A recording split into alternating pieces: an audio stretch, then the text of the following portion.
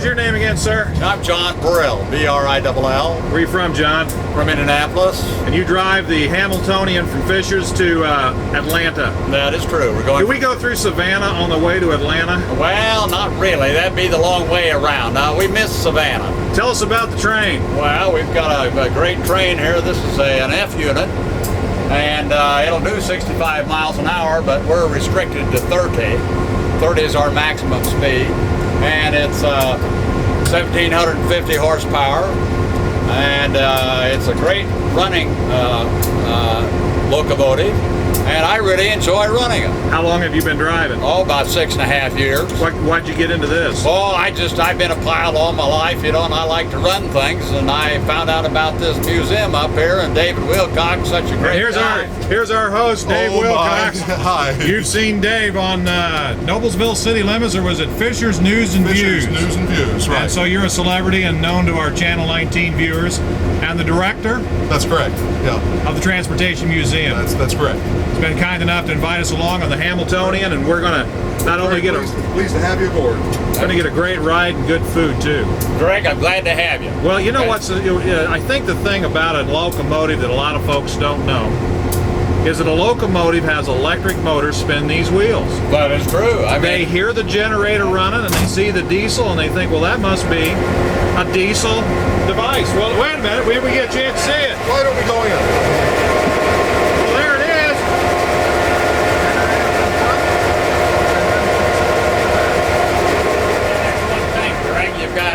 You've got electrical energy, or you got mechanical energy by the diesel engine. Burns fuel, burns the generator, generates 600 volt DC that goes to the traction motor between all the wheels.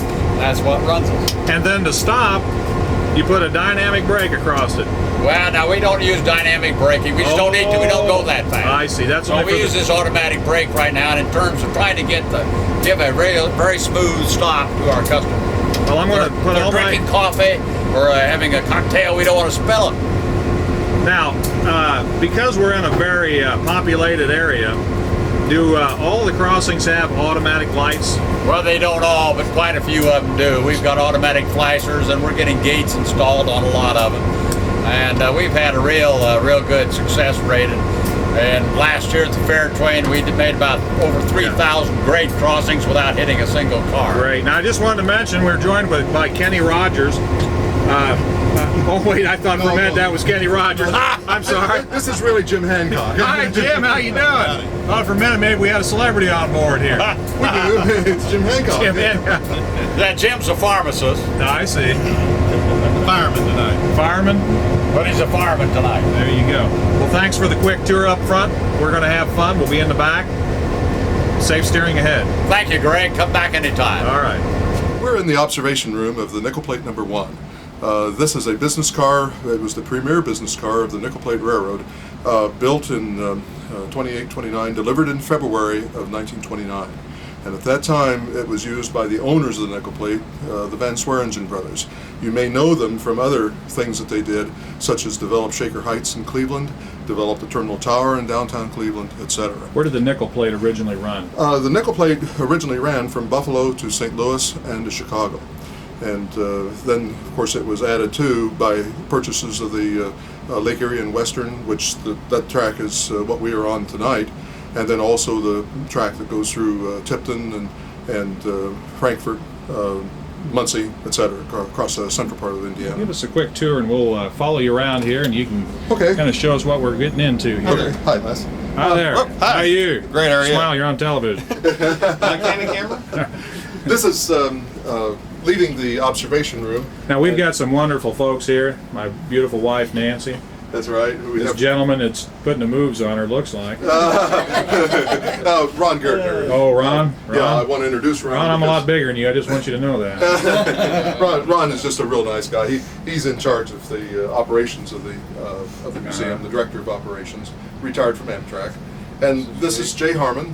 Jay comes to us from Sheridan, Indiana, and behind him, or behind you, I guess I should say, is Mary Harman.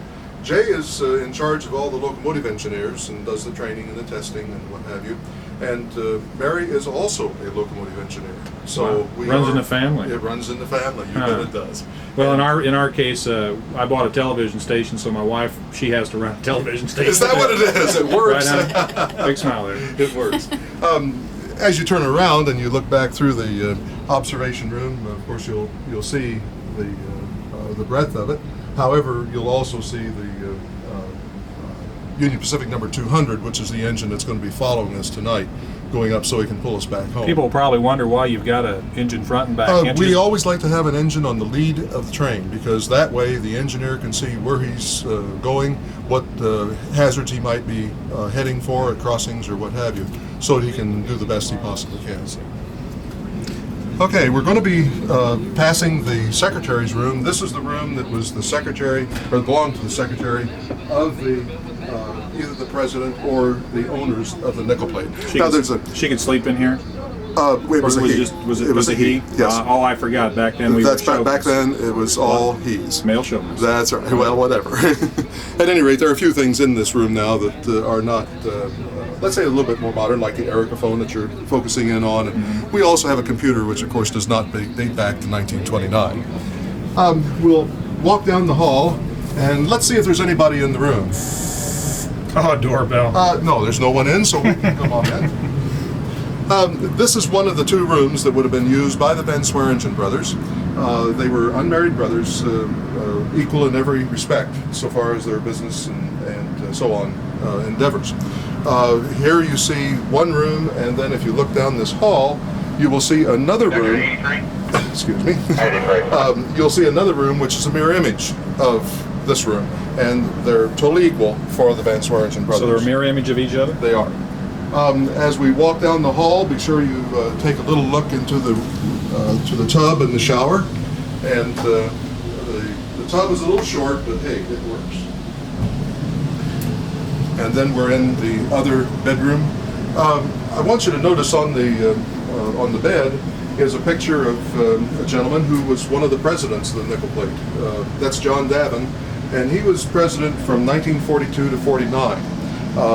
Interesting because this was his car during that period. Also interesting because there's a Y, which is north of the museum, up around 206th Street to 216th Street, up in that area, and it's named for John Davin. It's called Davin Y. So that's where my first impression of this is like a modern RV on a train track. It's like a modern RV on the train track. That's exactly right. Mm-hmm. And the nice thing is you don't have to steer it, and it runs very smoothly. Right. Okay, if you were the guest or friend of the president, this is where you would ride. This is bedroom A, and once again, it has all the plushness and so forth of the rest of the train. All of them have upper and lower berths. Notice how wide the bed is. It's much wider than most Pullman beds. Yeah, it's not even a twin. It's somewhere between a twin and a double. That's right. Yeah. It's really, really nice.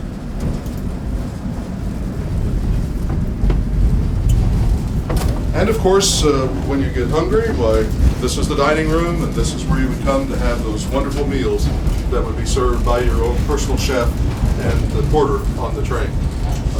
We can seat 6 in this dining room, or 8, or we have had 10 at this table. It has leaves and extend, of course. And I say it that way because this car is available for charter, either on regularly scheduled trains, or you can also charter the whole train. Just contact the Indiana Transportation Contact the Museum. Indiana Transportation Museum and contact me specifically because I schedule all the charters for the museum. The price is what people always ask, and obviously it's a question, but that price depends on what cars you're going to use, what engines, and how far you're going to be running. It's all based on what our actual costs are